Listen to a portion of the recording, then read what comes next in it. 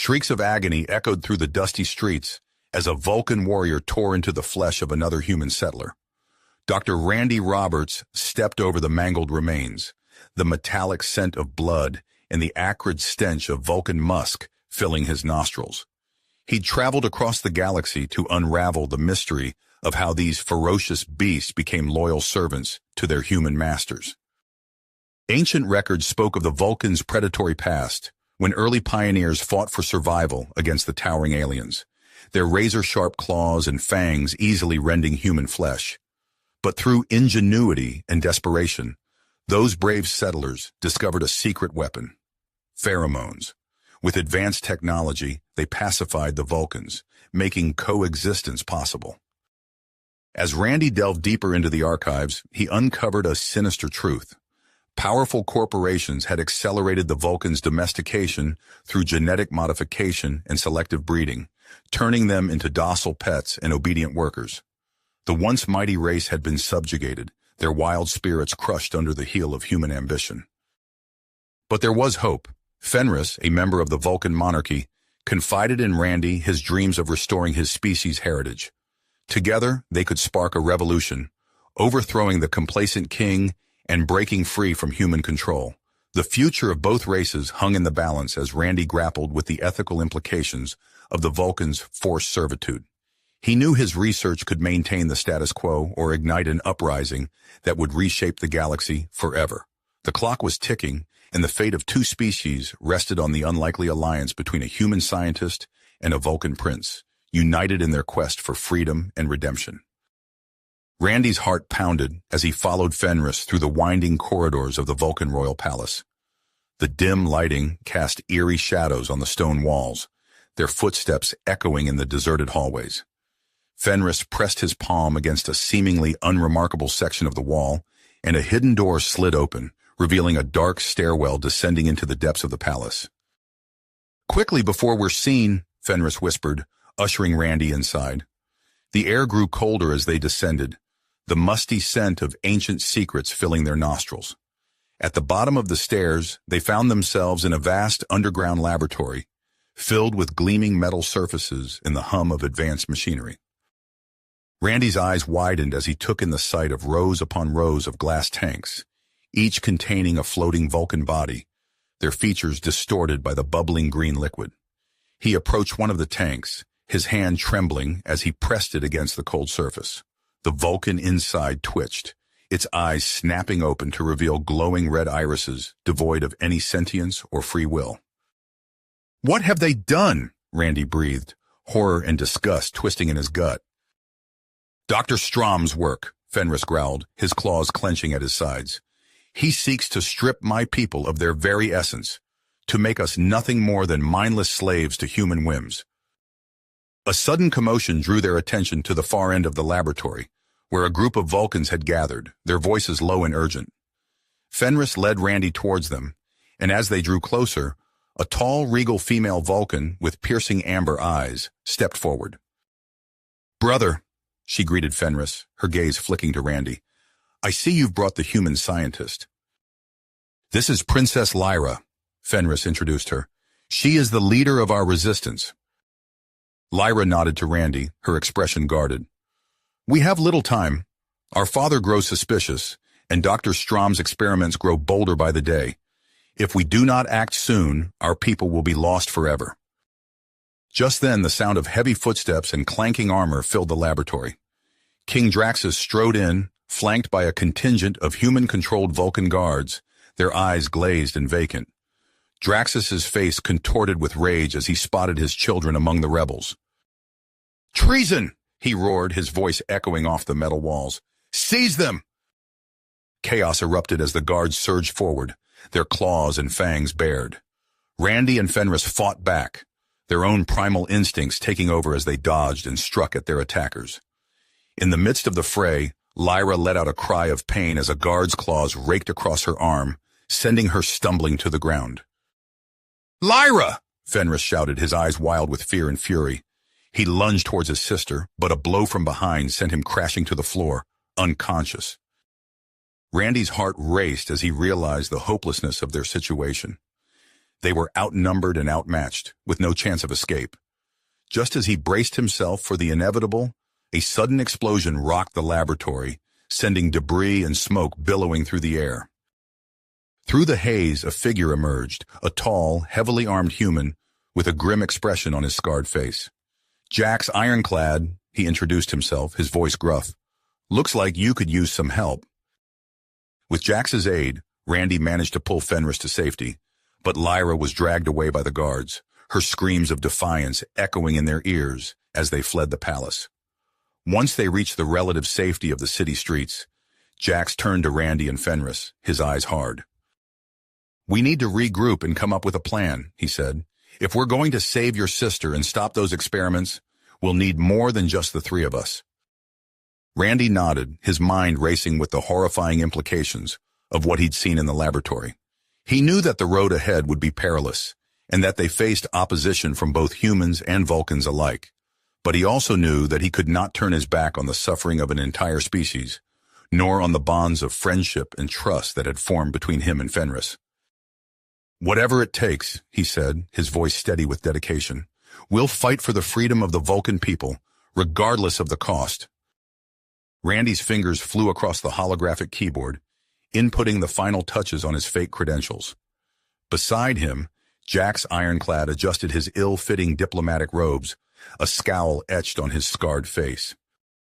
"I feel like a damn fool in this getup," Jax grumbled. "Just remember, you're Ambassador Jax Ironclad from the Terran Diplomatic Corps," Randy reminded him. "And I'm your scientific advisor, Dr. Randolph Hawkins." They approached the towering gates of the royal palace, Randy's heart pounding in his chest.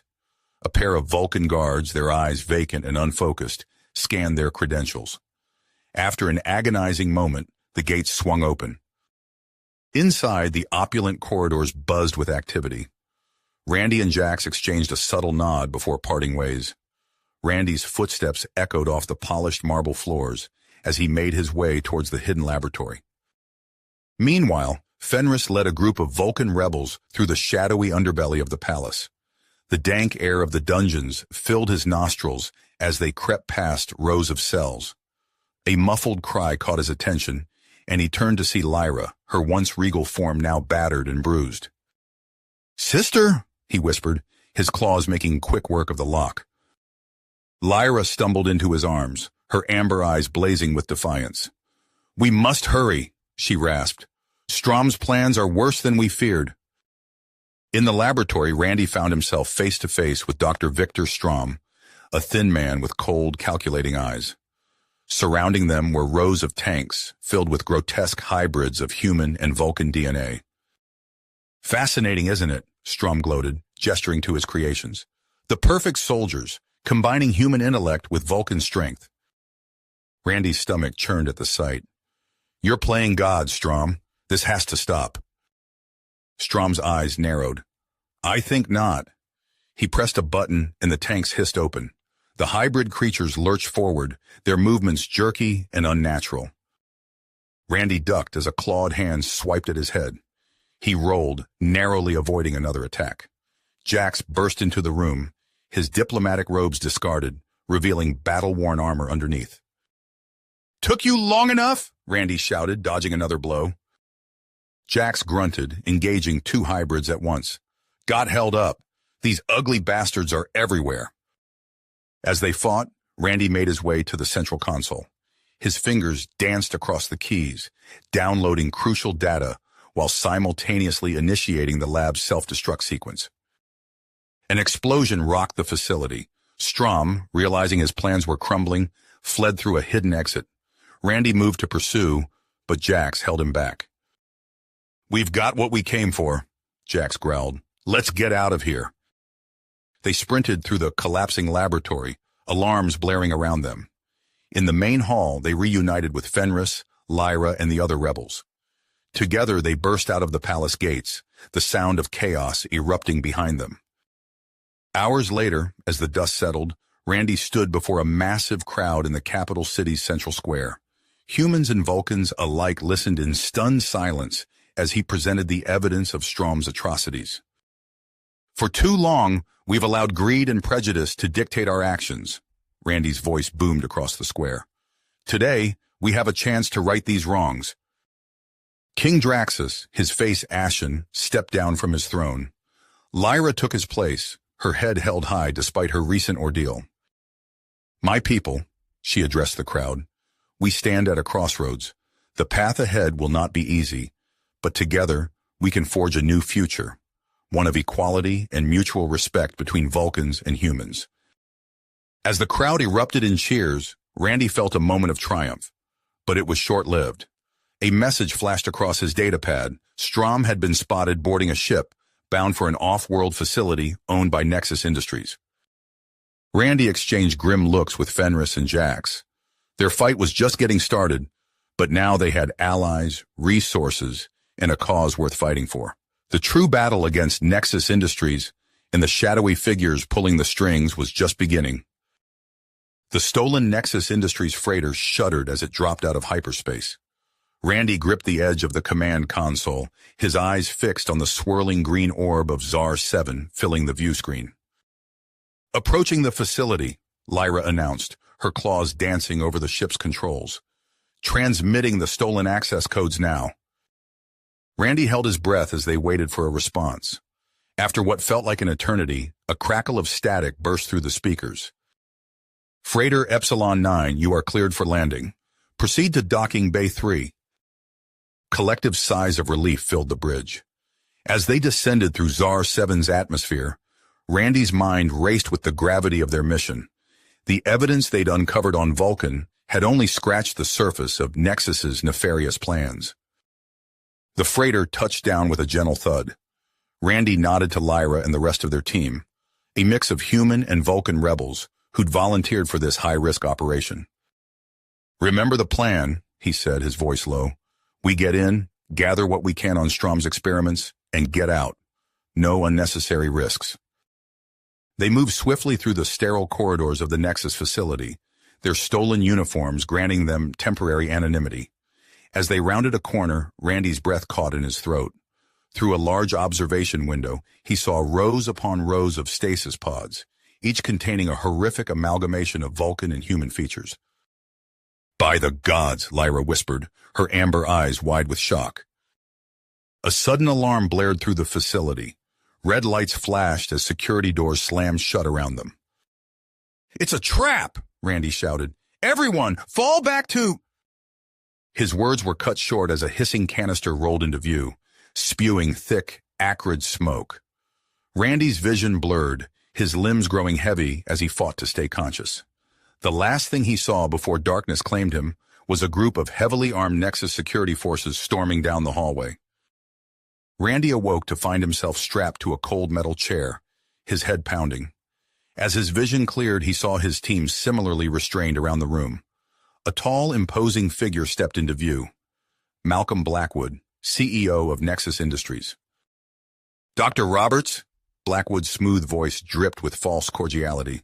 I've been looking forward to meeting you. What have you done with Strom's research? Randy demanded, straining against his bonds. Blackwood's lips curled into a cruel smile. Oh, we've taken it so much further than that fool Strom ever dreamed.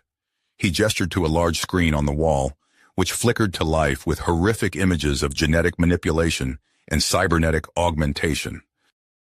You see, Dr. Roberts, the Vulcans were just the beginning. We're going to remake every alien race in the galaxy into the perfect servants of humanity. Randy's stomach churned as he watched Blackwood's presentation. Entire species stripped of their identity, their very DNA rewritten to serve human interests. You're insane, Lyra snarled, her fangs bared in defiance. Blackwood turned to Randy, his eyes cold and calculating. Your scientific expertise could be invaluable to our work, Dr. Roberts. Join us and I'll spare your rebel friends. Refuse and you'll all be the subjects of our next round of experiments. Before Randy could respond, a massive explosion rocked the facility.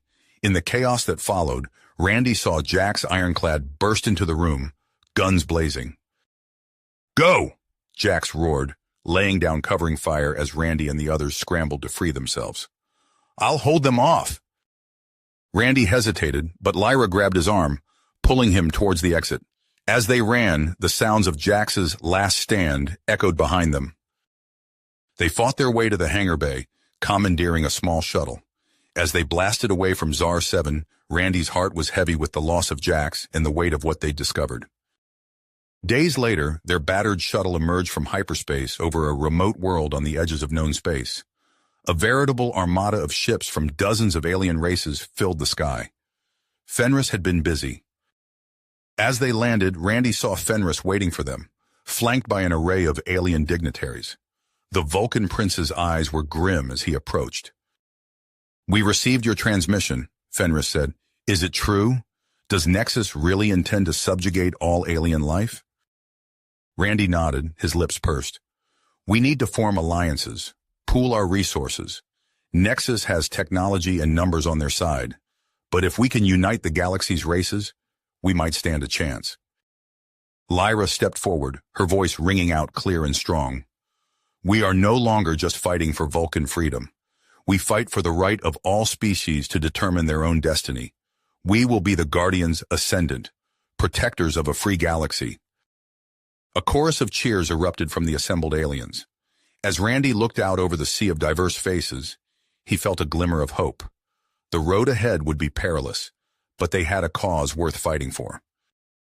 In the distance, a fleet of Nexus warships appeared in the sky, their weapons primed and ready. The battle for the future of the galaxy was about to begin. The Nexus warships loomed ominously in the sky, their weapons primed and ready. Randy's heart raced as he surveyed the diverse faces of the assembled alien races. There was no time for doubt or hesitation. "All ships engage!" Randy's voice crackled over the comms. The rebel armada surged forward, a patchwork fleet of vessels from dozens of species. Plasma bolts and energy beams crisscrossed the void of space. The rebels' smaller, more maneuverable craft darted between the hulking Nexus cruisers. Randy watched in awe as a Zorblaxian frigate phased through solid matter, materializing inside a Nexus ship's shields to deliver a crippling blow. On the bridge of their commandeered shuttle, Lyra's claws flew over the tactical display. "Their shields are adapting," she growled. "We need to press the advantage now." Randy nodded, keying the comms again. "All ships focus fire on the flagship. We're going in." Their shuttle plunged through the chaos of battle, weaving between debris and weapons fire. A bone-jarring impact rocked the ship as they crash-landed in one of the flagship's hangar bays. Randy, Lyra, and their strike team emerged from the smoking wreckage, weapons at the ready. They fought their way through corridors filled with Nexus security forces and horrific Vulcan-human hybrids. "By the gods," Lyra whispered, her amber eyes wide as they passed a laboratory filled with half-formed abominations. "We have to end this." They battled deeper into the heart of the ship, their diverse team utilizing their unique abilities. A Chrysalian rebel secreted corrosive acid, melting through a sealed bulkhead. An Etherian scion incapacitated a squad of guards with a mental blast. Finally, they reached the command center. The doors hissed open, revealing Malcolm Blackwood, surrounded by banks of holographic displays. "Ah, Dr. Roberts," Blackwood's smooth voice belied the fury in his eyes. "I should have known you'd be behind this inconvenience." Randy raised his weapon. "It's over, Blackwood. Surrender now." A cruel smile played across Blackwood's lips. "I think not." He pressed a button on his console, and alarms blared throughout the ship. "You have two choices, Doctor. Lay down your arms, or I detonate a gravitational singularity device that will obliterate this entire star system." The air grew thick with tension. Randy's mind raced, searching for a solution. Suddenly, a blur of motion caught his eye. Fenris, teeth bared and claws extended, launched himself at Blackwood with primal ferocity. The Vulcan prince's eyes blazed with unleashed predatory instinct as he tore into the Nexus CEO. Blackwood screamed, fumbling for a sidearm. A shot rang out, and Fenris stumbled backward, clutching his chest. With his dying strength, he lunged forward once more, knocking Blackwood away from the console. "No!" Lyra cried, rushing to her brother's side. Fenris collapsed into her arms, his breathing ragged. Randy sprinted to the control panel, frantically working to disable the doomsday device. After agonizing seconds, the alarms fell silent. It's done, Randy said, turning back to the others. His heart sank as he saw Lyra cradling Fenris's limp form. Fenris's eyes fluttered open, locking onto Randy's. The cure, he rasped. You must find it. Save our people. Before Randy could respond, klaxons blared once more. A sickly green mist began seeping from the ship's ventilation systems. What have you done, Yahar? Randy demanded, rounding on the wounded Blackwood. Blackwood laughed, blood bubbling from his lips. If I can't have this galaxy, no one will.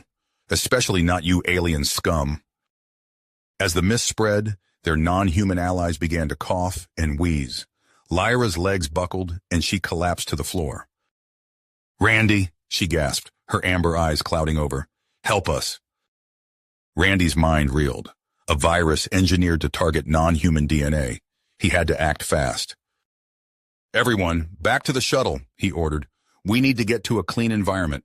Now! As they retreated, carrying their stricken comrades, Randy's thoughts raced. He would find a cure. He had to. The fate of entire species now rested on his shoulders. Days turned to weeks, weeks to months, as Randy toiled in a makeshift laboratory on the quarantine planet. The virus spread rapidly, decimating alien populations across the galaxy. But slowly, painstakingly, Randy began to unravel its genetic code. You have reached the end of the story. If you enjoyed this story and want to support us, please leave a like and subscribe to our channel, and for every comment that says 88, I will heart every single one of them. Thank you for your time.